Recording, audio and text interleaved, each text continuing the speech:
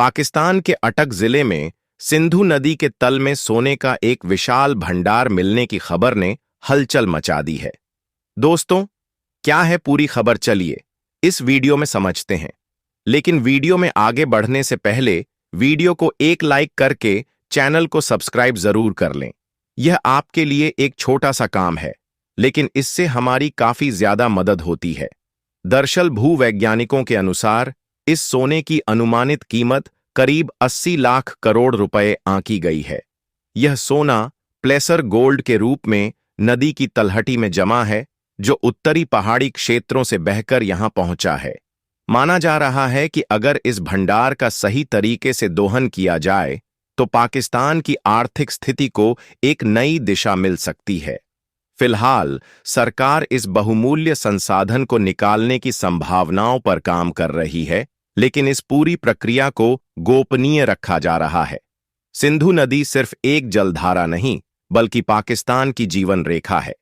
3200 kilometre लंबी यह नदी तिब्बत के मानसरोवर क्षेत्र से निकलकर भारत और पाकिस्तान होते हुए अरब सागर में मिलती है। इसका पानी पाकिस्तान की कृषि और उद्योगों की रीढ़ माना जाता है। ऐतिहासिक रूप से भी यह नदी अत्यंत महत्वपूर्ण रही है। सिंधु घाटी सभ्यता, जिसे दुनिया की सबसे पुरानी सभ्यताओं में से एक माना जाता है, इसी के किनारे विकसित हुई थी। यही नहीं, इतिहासकारों का मानना है कि हिंदू और हिंदुस्तान जैसे शब्द भी सिंधु से ही निकले हैं।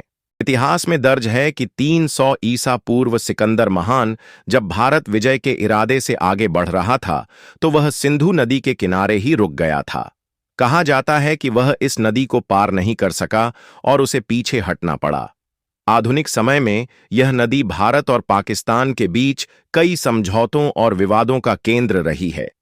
भारत से निकलने वाली इस नदी के अधिकांश जल पर पाकिस्तान का अधिकार है और इसके जल प्रवाह को लेकर दोनों देशों के बीच कई बार तनाव भी पैदा हो चुका है।